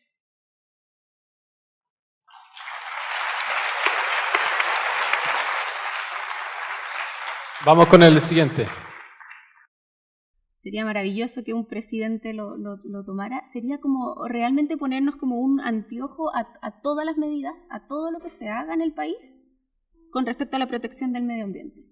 Entonces, por ejemplo, si tú vas a tener que escoger una forma de hacer energía, que la variable medio ambiente no solo se considere, sino que se considere con el peso que debería tener, que hoy en día lamentablemente no se ha considerado. O sea, el medio ambiente lleva años de años subvencionando los negocios y las iniciativas sin que se tome realmente en consideración el costo que se le está cobrando al medio ambiente. Entonces sería que todas las medidas que se tomen tuvieran este foco de mirarlos a través de la protección del medio ambiente.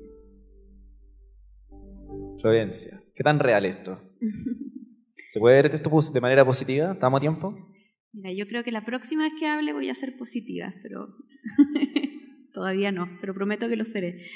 No, a mí me parece que efectivamente ha habido una subvención insólita de años del medio ambiente, y a mí me parece increíble que todavía no se considere la variable del medio ambiente como se debería considerar. O sea, como que los sistemas de evaluación ambiental no tienen como por fin de tener algunos proyectos, sino que checar requisitos. Entonces uno va cumpliendo requisitos hasta que se apruebe un proyecto. No es que de repente te digan, no, sabes que eso realmente va en contra de la salud del planeta, así que no se puede.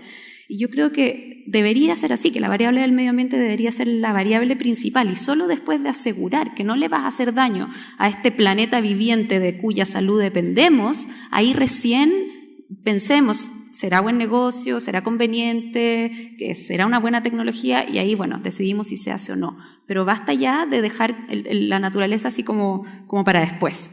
El planeta hace rato ya que nos está pasando la cuenta y que está pidiendo un descanso de todo lo que le hemos pedido sin considerar el costo. Y si no escuchamos ese llamado, o sea, esto no es de ecoterrorista ni antidesarrollo, si no escuchamos ese llamado que es tan simple como que dependemos de él, nos va a expulsar. O sea, el planeta no se va a morir, sino que nos va a sacar de encima como un perro que se saca las pulgas, o como un cuerpo que le da fiebre y expulsa a los invasores, que cualquier coincidencia con la realidad no es coincidencia. Eso.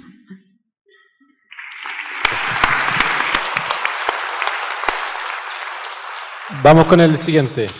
Lo que uno le enseñan como historia y geografía en el colegio era aprenderse los ríos, las capitales, era una geografía de memoria. Nunca entendí, yo al menos, tal vez yo era muy mal alumno, pero nunca entendí que las cosas se integraban y que funcionaban juntas unas con otras y que una determinaba a la otra. No sé, el clima determina la erosión.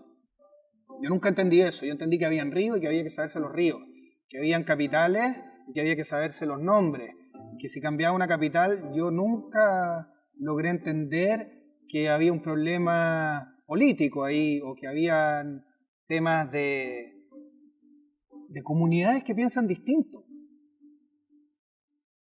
Don Pablo, comunidades que piensan distinto. Uy, un tremendo problema. Hay varias cosas que no quiero dejar pasar, la verdad, y uno es la educación en Chile, un temón, ¿no es cierto? Pero tenemos que avanzar en calidad, tenemos que avanzar no puede ser, como decía Florencia, que el medio ambiente quede por ahí tirado en un rincón, cumplimos los requisitos de la DIA, Declaración de Impacto Ambiental, o la evaluación, estudio. La educación tiene que avanzar a incorporar el funcionamiento del país en su programa. No podemos pasarlo por parte, y hoy día todavía se pasa por parte. Entonces, claro, ¿cómo queremos que tengamos ciudadanos educados que logren entender esto del sistema, de dónde viene el agua? Yo les pregunto a cada uno de ustedes, ¿de dónde viene el agua que tú sacas de la llave de tu casa? A todo esto somos el 30% privilegiado que tiene una llave de agua en el planeta. El 70% restante no tiene ese beneficio. ¿Y cuánto sabemos de dónde viene? ¿Cuánto sabemos cuán vulnerable es? Yo creo que eso es fundamental. Tenemos que avanzar en ese sentido. Tenemos que avanzar en educación y tenemos que avanzar en comprensión del lugar donde estamos. No puede ser que cada niño no conozca el nombre del lugar, el agua de dónde viene, porque hay 4 estaciones, porque es más corta la luz del día ahora en invierno, que es una maravilla como se está cortando y se nos empieza a achicar. En vez de reclamar el cambio de hora, entendamos por qué pasa. compenetrémonos con nuestro entorno. Y ahí no puedo dejar de cerrar con las comunidades que piensan distinto. A veces nos quedamos en discusiones de poderes, de defender el rincón que uno tiene, por defenderlo, en vez de ir más allá y decir, a ver, ya, te voy a escuchar. ¿Qué estás planteándome? Es lo mismo que tenemos que hacer en esta cruzada por cuidar el lugar donde vivimos. Escuchémonos. Y vamos un poquito más allá de esa palabra que ha reinado acá un poquito, que es el negocio. Si todos queremos hacer negocio, pero hagámoslo un poco mejor.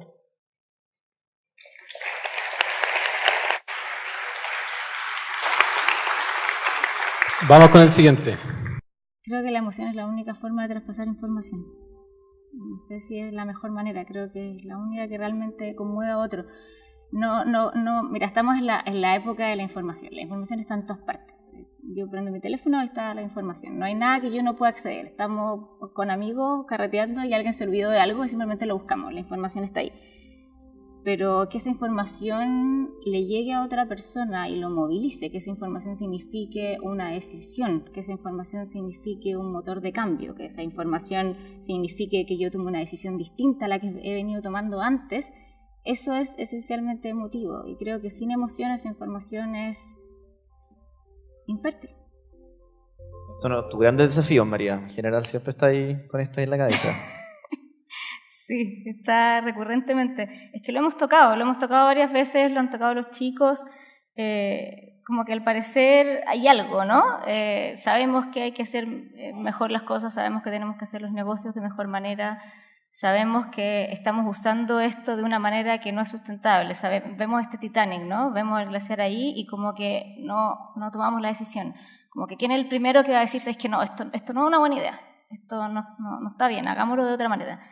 Y hay una decisión blanda y ahí uno siempre corre el riesgo de ser tildado de abrazárbol o cualquiera de esos nombres, pero efectivamente es así y es bien brutal porque pasa en la vida real, no solo en las películas. O sea, pasa cuando el Servicio de Impacto Ambiental evalúa efectivamente que hay un proyecto como el que fue en algún momento Arrancones y dice, esto no está bien. Las comunidades dicen, esto no está bien, esto no va a ser bueno para esta comunidad, va a ser bueno para una empresa en particular, pero no va a ser bueno para todos. Y ahí se toca lo que dice Pablo, que hay comunidades y las comunidades piensan distinto y todos vivimos en el territorio y tenemos que acordar cosas que nos parezcan mejores o menos peores a una mayor cantidad de personas.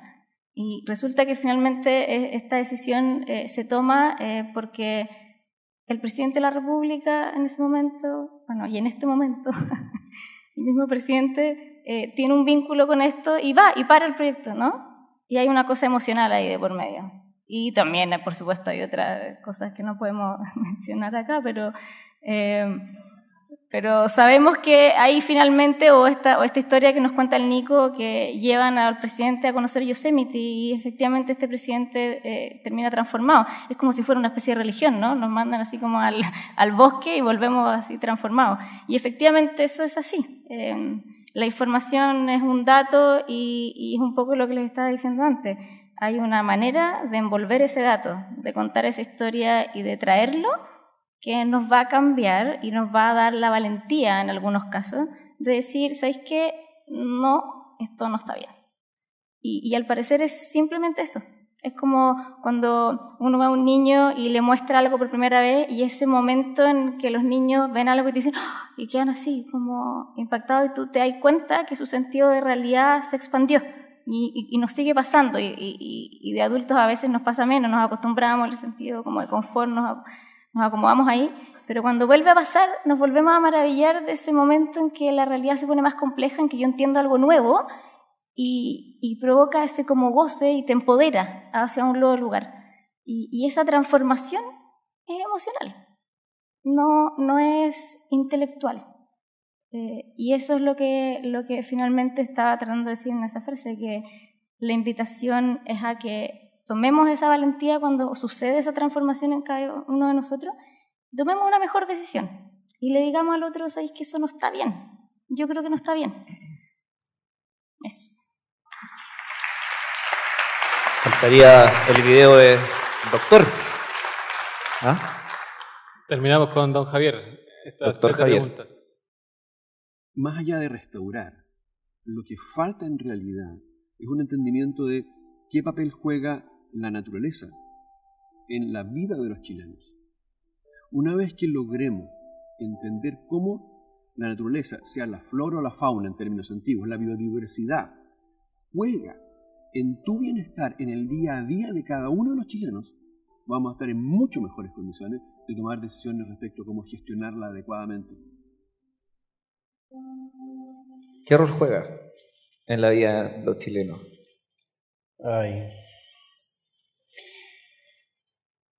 Restaurar, como dije, implica un acto deliberado, una modificación deliberada con la intención de recuperar algo, en este caso la naturaleza, a un estado o a un nivel de estima que era como el que tenía antes.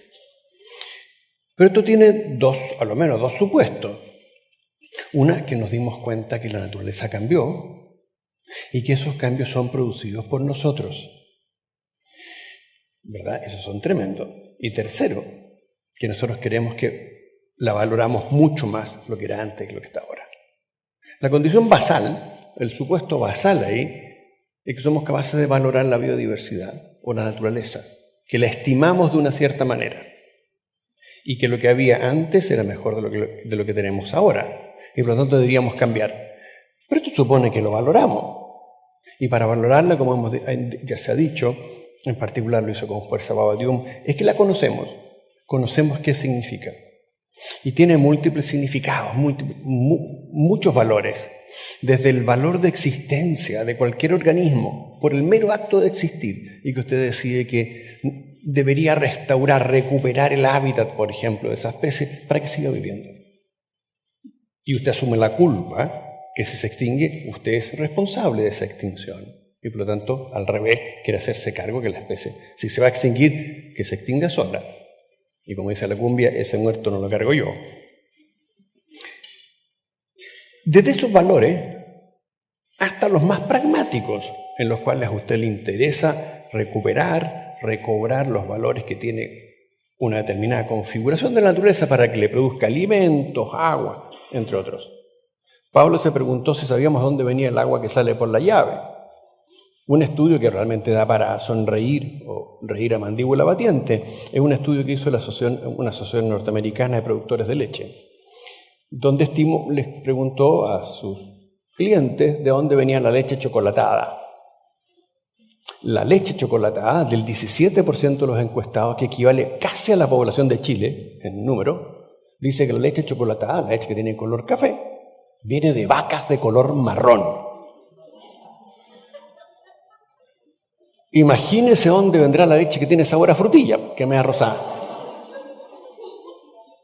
Es ahí donde tenemos que volver a la gente a reconectarla, porque hoy día la leche proviene de un animal que hemos domesticado, que hemos modificado esa parte de la naturaleza para que nos sirva exactamente como queremos.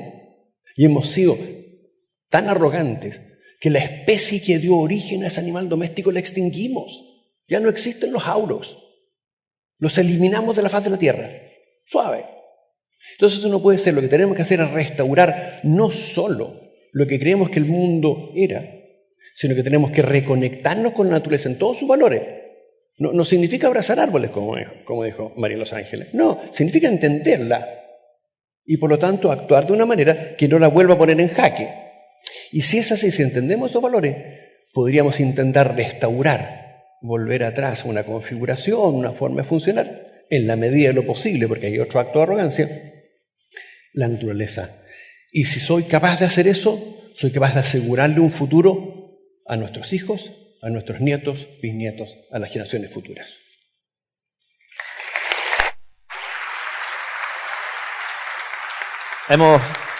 Muchas gracias. Hemos tocado hartos temas.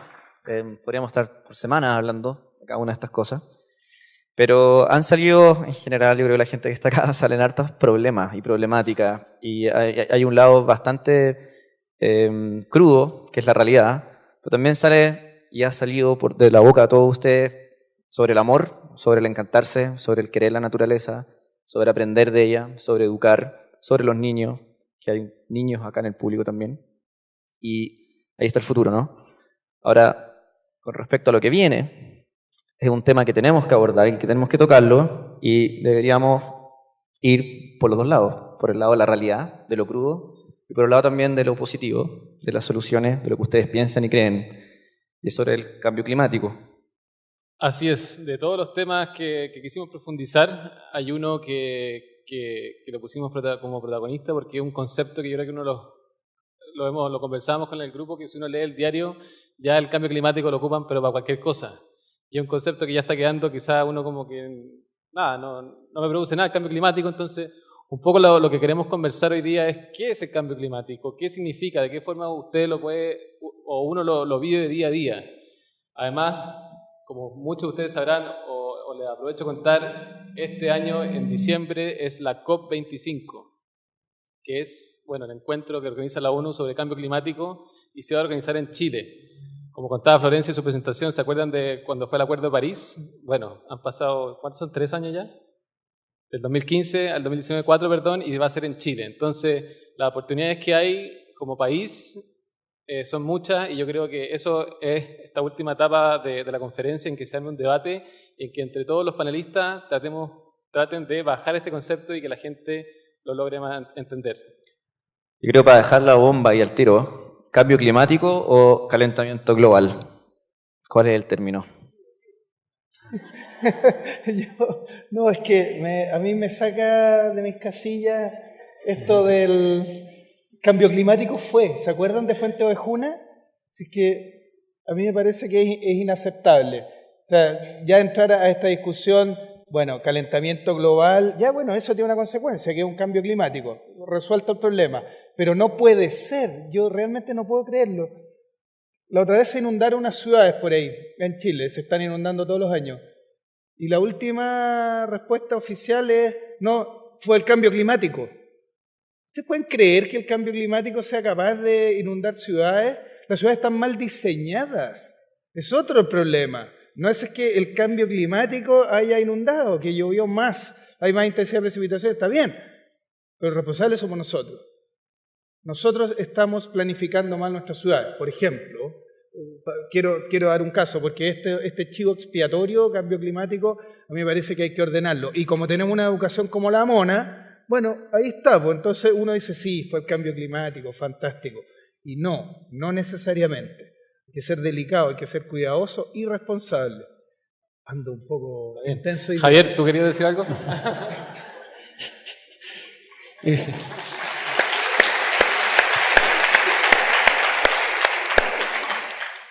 Cambio climático es el mejor eufemismo para insistir en que la naturaleza debe estar primero. El clima cambia. ¿Alguien vio la película El vicepresidente de Vice? Se da cuenta que en una parte el personaje en Marras dice, no le llame calentamiento global, porque eso incomoda. Dígale cambio climático. Entre el invierno y el verano el clima cambia. Por lo tanto, no va a molestar a nadie. Y eso es verdad. Calentamiento global es el problema. El cambio climático no da nada. ¿Y por qué debe estar? ¿Y eso por qué me demuestra que la naturaleza debe estar primero? Porque hasta ahora ese cambio de fraseo tan sutil, tan perverso, políticamente diseñado, es para mantener la presión que habla Florencia. Hoy día la naturaleza debe estar primero porque la naturaleza, piénsenla como un primer anillo que contiene a la sociedad, porque ella nos provee, ella nos nutre, desde los alimentos hasta los valores espirituales. Ella nos provee, nos contiene. Imagínense un segundo anillo al interior, que es las actividades que nosotros pudiésemos hacer. Las actividades que deseamos realizar son aquellas que no fraccionan, que no quiebran, que no alteran ni la composición, significativamente ni la composición, ni la estructura ni el funcionamiento de la naturaleza. El minuto en que socialmente decíamos cuáles son las acciones que queremos acometer, haciéndonos responsables de las consecuencias de ese acto, podríamos decidir qué acción es económicamente viable en ese escenario. Ese es el nuevo concepto de sustentabilidad. Y la naturaleza va primero.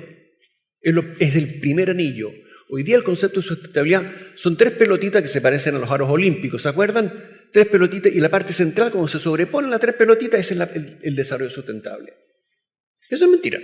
Hoy día ese esquema es como la cabecita del ratón Miguelito. Una pelota grande y 2 pelotas chiquititas arriba que son las orejitas. Bueno, ya saben cuál es la pelota más grande. La que manda el desarrollo, que es el forzamiento de simplemente un putativo crecimiento y un putativo progreso, que es a expensas de los otros dos, la variable social y la variable ambiental. Por lo tanto, el cambio climático, la verdad, es el mejor eufemismo para insistir en que la naturaleza está primero, porque lo que estamos haciendo es calentar este planeta. Y si no se acuerdan, miren los informes que salen todos los años para ver que progresivamente, los años más recientes, hemos roto todos los récords de los años más calientes que tenemos registro. Este año fue más. Le batió al año pasado, que había batido al anterior. Y con ese calentamiento la naturaleza no da. No va a aguantar. No va a aguantar ni la economía, ni la sociedad, ni la naturaleza. Por lo tanto, lo que está en juego aquí es cambiar ese eufemismo y decir las cosas por su nombre.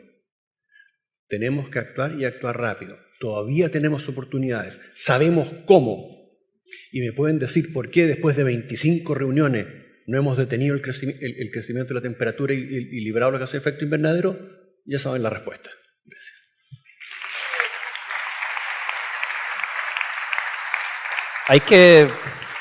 Sería importante hablar, y lo dejo ahí también, sobre el COP25. COP25 significa que han habido 24 COP antes. Este es el número 25. Hay una oportunidad ahí, va a ser en diciembre. ¿Cómo lo podemos abordar esto? Entre todos ustedes, las disciplinas que ustedes cubren. ¿Flora? Ya. Sí, perdón. Bueno, primero como para amarrar con los compañeros aquí, sí, definitivamente es un chivo expiatorio que se está usando mucho, pero es también definitivamente el cambio climático un exacerbador de los problemas que ya tenemos. O sea, todos los problemas que tenemos se hacen mucho peor con el cambio climático. Ambientales, evidentemente, pero también sociales. O sea, estamos hablando de como un colapso de todo. Entonces, eso primero. Y luego, bueno, yo veo también, y aquí voy a tirar la nota positiva que prometí, yo veo el cambio climático tiene una cosa linda, aunque cueste como imaginarlo, que es que las soluciones como para hacerse cargo del cambio climático, que ya están bastante claras, son deseables, son cosas que realmente queremos como sociedad, incluso si no tuviéramos cambio climático. Muchísimas de las cosas que tenemos que hacer son cosas que quisiéramos para este mundo. O sea, el cambio climático tiene una cualidad que es lo más injusto que hay. O sea, los que menos aportaron al problema son los que están sufriendo más. Todos nosotros tenemos los valores que se requieren para que nos importe este problema, este nivel de injusticia. Entonces, todos nosotros también queremos cómo solucionarlo. Y lo bonito es que las soluciones son deseables. Entonces, por ejemplo, así pensando como las cosas más evidentes que uno escucha todo el tiempo que tenemos que hacer, y es cambiarnos a energía renovable. Ya, resulta que la energía renovable es limpia, o sea, se acabaría toda la contaminación atmosférica que causa la quema de combustibles fósiles para energía, que en Chile es gigantesca. En Chile todavía producimos 40% de nuestra energía quemando carbón, y eso significa que hay comunidades, que son las que viven cerca de las termoeléctricas, que son verdaderas comunidades de sacrificio que se comen toda esa contaminación para que todos los demás tengamos energía. Y eso no puede pasar. Con energía renovable ya no tendríamos ese problema, y además la energía renovable es mucho más accesible, se puede llevar a lugares más remotos, entonces también estaríamos solucionando otro problema gigante, que es la cantidad de gente que no tiene acceso a la energía. Después, otra cosa que definitivamente necesitamos cambiar es la forma en que producimos y consumimos alimentos. Y resulta que la agricultura sustentable, que se preocupa de la tierra, es también mucho mejor para la tierra, para los alimentos que vas a consumir, incluso es una agricultura que le funciona al pequeño y al grande, no es solo negocio para los grandes, mientras que la agricultura intensiva, que es la que produce más emisiones, es una agricultura que produce productos que al final no sabemos qué nos van a hacer porque están llenos de químicos y que solamente beneficia al gran productor. También, por ejemplo, las proteínas en el mundo están súper mal distribuidas. O sea, hay países donde a la gente le falta proteína y otros países donde sobra. También sería algo deseable que pudiéramos equilibrar eso. Otra típica es la conservación de los bosques y sumideros de carbono. O sea, ¿quién no quiere un mundo más verde, con más espacios naturales para maravillarnos? Y eso también significaría servicios ecosistémicos más sanos, o sea, agua más limpia, aire más puro. Así que ese, bueno, es mi primer mensaje positivo, que a mí me parece que es muy esperanzador, y es que las soluciones del cambio climático, además que ya están, ya las sabemos y podemos hacerlas, son deseables.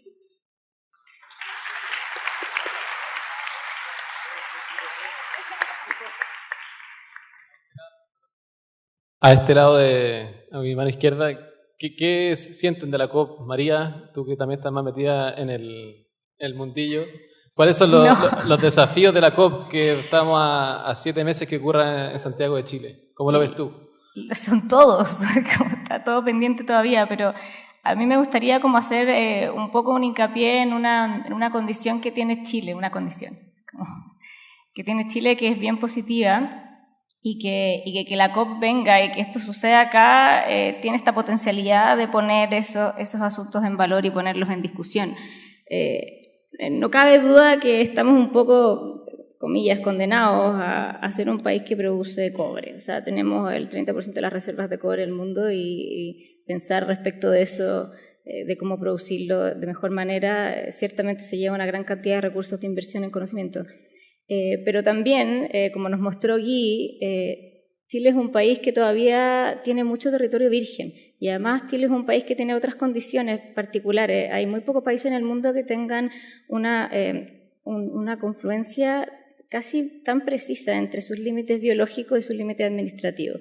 Estamos como aislados, somos como una isla metida en un continente. Lo que pasa acá es bastante particular en varios aspectos: los niveles de endemismo, cómo funcionan los animales, está la cordillera, el mar, el altiplano y el desierto en el norte, y además tenemos esta colita de tierra que está abajo, que más o menos desde el paralelo 50 hacia abajo somos el único pedacito que tiene tierra continental. Todo lo que pasa ahí en todo el resto del planeta no pasa en ninguna parte, solo lo tenemos nosotros.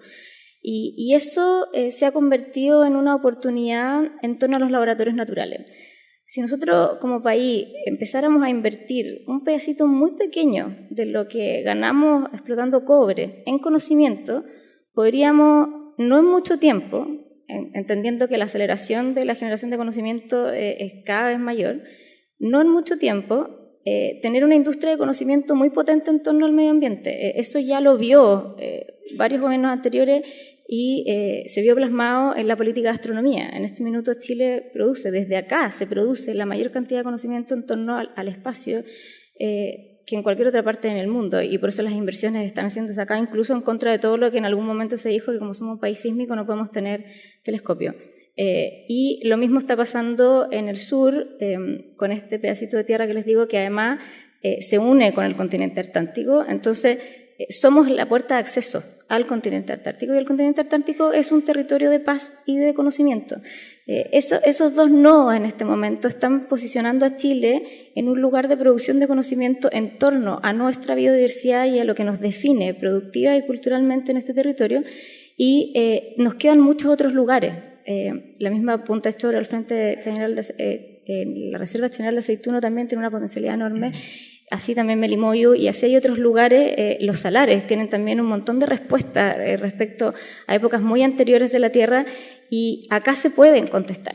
Acá, si nosotros invirtiéramos eso en conocimiento, hay otra industria. En el fondo es casi el sueño de creer que podemos pasar de ser este país que produce materias primas por 200 años a en 40 pasar a ser Suiza. Es como producir conocimiento, producir más información para que todos tomemos mejores decisiones.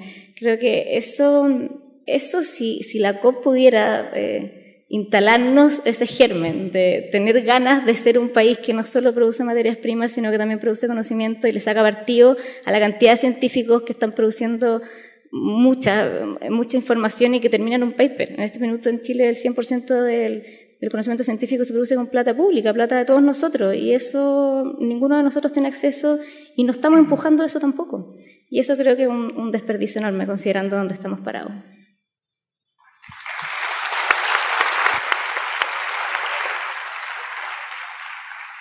Bueno, ahora vamos a pedirle de manera de cierre a cada uno de los expositores que dé unas últimas palabras.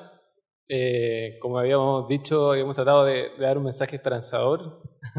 Sé que el desafío es difícil, pero un poco hacer un llamado o lo que ustedes sientan que quieran comunicar tienen ahí un minuto o un poquito más para decir unas últimas palabras. Partimos contigo, Javier. De nuevo. Sí. Yo creo que debemos estar esperanzados. No hay nada peor que enfrentar un problema abatido desde un comienzo. Es como la selección chilena de los 70, ahora, digamos, ¿para qué ir a jugar con Brasil si ya sé que voy a perder? Hay que pararse en la cancha. Y en este caso, los problemas que enfrenta la naturaleza y que enfrenta la humanidad, ¿los conocemos? Sabemos que existen soluciones técnicas, científico-técnicas disponibles que están a la mano. Lo que falta es la voluntad, la decisión política de enfrentar con decisión los cambios que tenemos que acometer. No para no tocar la naturaleza, no, para interactuar con ella de una manera distinta como lo hemos hecho hasta ahora. Y eso es un cambio cultural. Lo que tenemos que hacer, como han salido de varios de los puntos que han tocado en el panel, lo que tenemos que hacer es reconectarnos con la naturaleza. Eso no significa que si usted no quiere, no vaya y no abrace un árbol, si ese no es el punto. Es el que entienda sus significados, entienda que usted depende de ella no depende de usted. Nosotros dependemos de la naturaleza. Los cambios están a la mano. Imagínense a quién le habría cantado Gabriela Mistral si hubiésemos extinguido el copihue, esos duendes del bosque, como ella le llamó en Poema para Chile. Si hubiésemos extinto la palma chilena, la cuelluda a la cual le cantó. ¿Qué habría dicho Pablo de Roca si hubiésemos extinto la rana chilena? No es rana, pero en fin, es un sapo grandote. Que él en un poema les propone la mejor receta para comer ancas de rana. Nuestros mejores vates no habrían tenido a quién cantarle. Nuestra cultura sería muchísimo más pobre. Porque como les dijo Neruda, si usted no conoce el bosque chileno, no conoce este planeta. Suavecito. Si hacemos desaparecer el bosque, no sabríamos dónde estamos parados. Literalmente eso es. El punto es, vuelva a reconectarse, búsquele los valores que tiene, búsquele el significado de la naturaleza. Actúe consecuente de sus actos respecto de cuáles van a ser sobre la naturaleza y demande que se cumplan los nuevos cambios que requerimos para vivir un futuro mucho mejor. Está a la mano, se puede. Es solamente un cambio cultural, que es más difícil que un cambio técnico. Pero que se puede, se puede.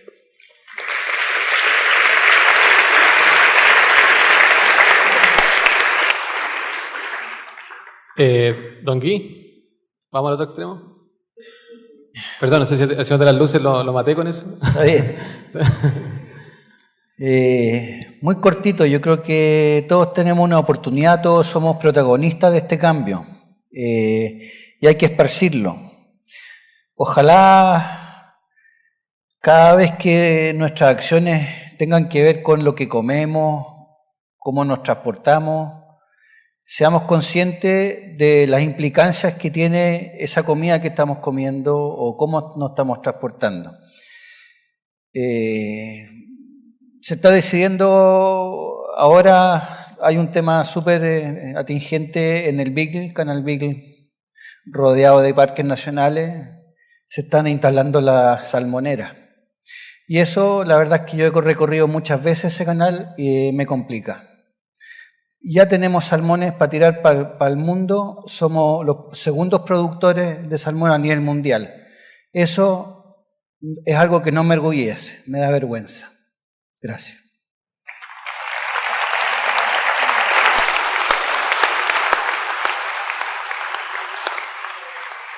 Está bien. Geraldine, ¿tú?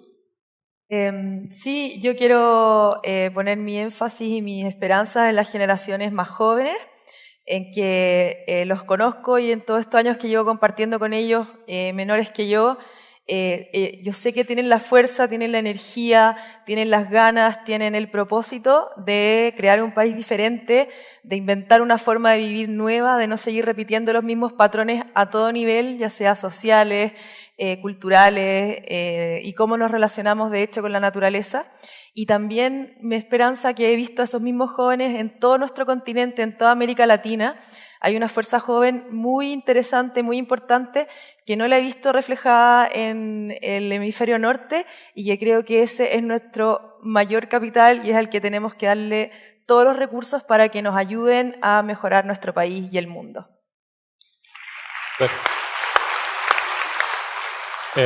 Florencia. Para mí el cambio climático y toda la crisis ambiental puede ser bien terrorífica, pero creo que hay que salir de este terror porque el terror te congela y no te permite hacer nada y pasar a la motivación esperanzada que es de saber que las soluciones están ahí, son accesibles y deseables, como decía antes.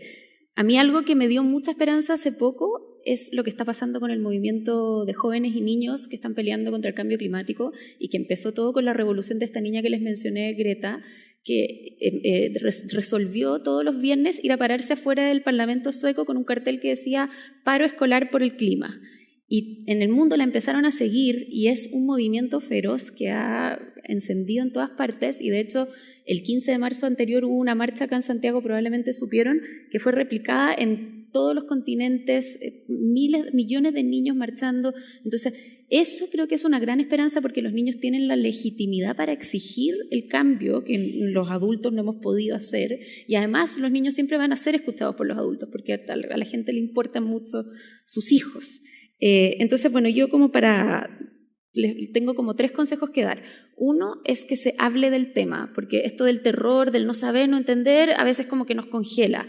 Si hablamos del tema y hablamos de estas soluciones, podemos también llegar a presionar a las autoridades. Que las autoridades no estén haciendo lo que nosotros necesitamos que hagan, quiere decir que hay alguien que está hablando más fuerte que nosotros. Tenemos que saber presionar más. Después, 2, con respecto a la COP25, me parece que es una oportunidad gigantesca, y antes no contesté la pregunta, pero para hablar del tema, para poner a Chile en vitrina, el gobierno ha sido súper, al menos en lo que dice, que va a ser muy ambicioso, está muy con la camiseta puesta, entonces apoyemos al gobierno. Si el gobierno quiere ser sumamente ambicioso y hacer historia, vamos con ello y démosle al tema y aprovechemos esa instancia. Y finalmente, mi último consejo, que quizás es el más importante o el que más me emociona a mí, es que apoyemos a los niños que están saliendo a marchar, a los niños que están haciendo esta huelga y que están exigiendo y que están diciendo ¿para qué vamos a ir al colegio si las autoridades no escuchan a la gente educada? ¿O para qué vamos a ir al colegio si quizás no va a haber planeta mañana? A esos niños hay que apoyarlos, ellos necesitan el apoyo de los adultos. Eso.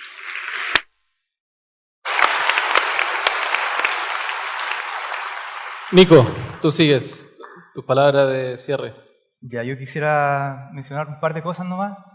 La primera es, bueno, yo no tengo hijos, pero a quienes tengan hijos, les pido que no les quiten esa curiosidad, esas ganas de descubrir que todos tenemos cuando somos niños, sacar esas ganas de maravillarnos por todo, y que en algún momento, al meternos dentro de un aula, alejarnos de la naturaleza, la perdemos.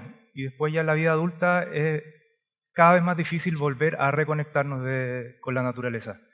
Y no solo también para los niños, sino también nosotros como adultos es una invitación a salir afuera.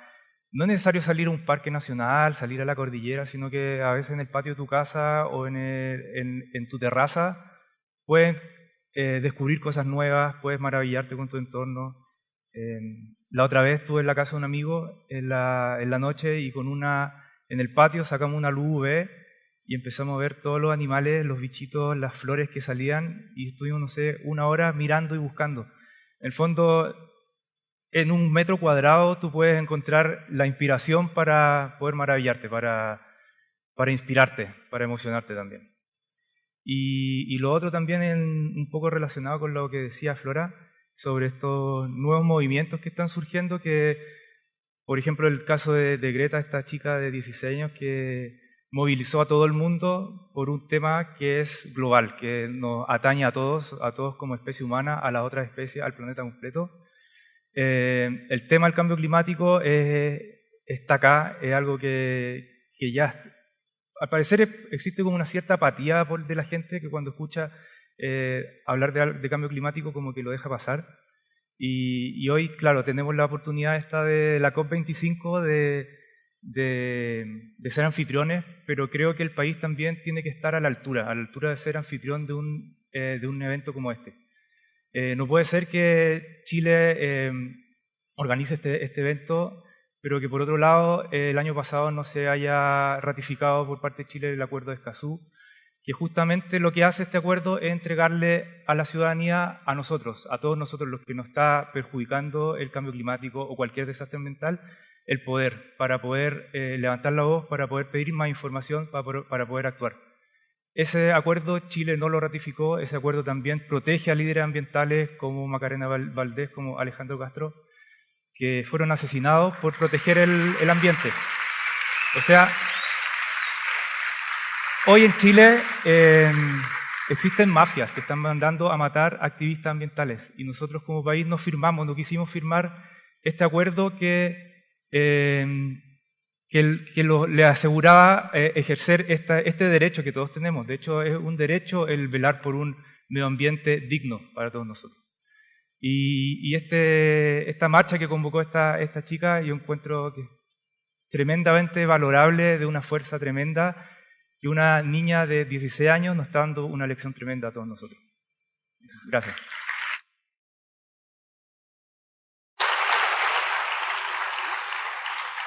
Ya nos queda muy poco tiempo. María, tus últimas palabras. Yo creo que han dicho varias cosas. Solo quiero rescatar el tema de enfrentar la realidad y no tenerle miedo. La realidad es cruda, nos están pasando cosas graves, pero también nos están pasando cosas buenas que vienen con la tecnología y con otros fenómenos que están sucediendo a la par con el deterioro de nuestro medio ambiente, que es la capacidad de organizarnos. Y ahí recojo lo que dijo la Flora, lo que dice Nico, y también recojo algo que mencioné antes, que es la creatividad, la capacidad de ver las cosas y de darles un significado.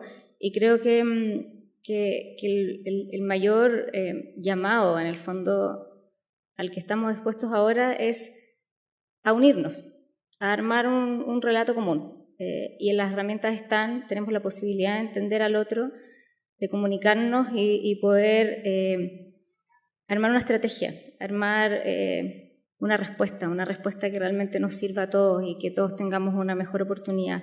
Creo que solo eso, hay una manera de ver las cosas que hay que cambiar, y no hay que tenerle miedo a que la realidad sea fea, porque hay otras cosas que también son buenas y hay que ser objetivos. Y ahí hay un segundo punto que también a mí me complica bastante varias veces, que es la mala información.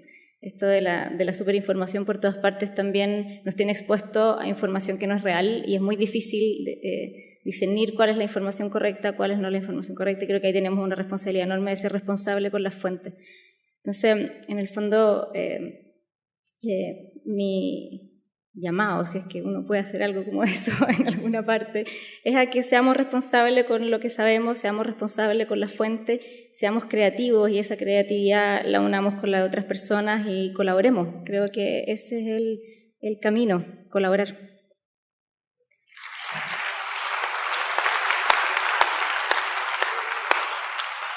Don Pablo, terminamos contigo. Corto, un checklist. Sienta el olor de la mañana, sienta el olor de la tarde, sienta el frío, sienta el calor, vaya a acampar, ande en bicicleta cuando pueda, distinga el canto de los pájaros, apréndase una planta chilena al mes, use menos agua, cosas tan simples, recicle más. Yo estoy con 7 basureros ya en la casa, insoportable, pero hay que hacerlo. Eso.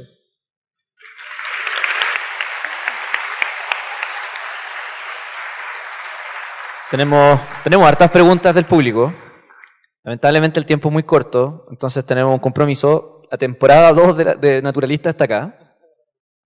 Pero vamos a hacer con todas las preguntas que hicieron, porque la verdad es que son preguntas súper buenas, complejas además, y necesitan tiempo. Entonces vamos a comprometer al tiro a los 7 naturalistas que están acá para hacer una nota en Ladera Sur con todas estas preguntas y que las puedan responder. No sé si les parece.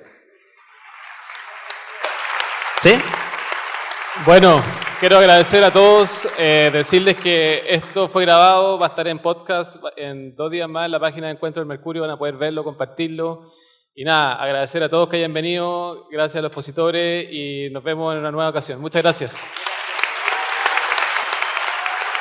Aplauso a los expositores, Javier, Flora, Pablo, de pie, Nico, María, Gui, muchas gracias. Don René, venga. Gracias a todos. Bueno, Martín. No. Se viene Naturalistas 2. Se viene Naturalistas 2, así que atentos. Gracias. Gracias al Mercurio.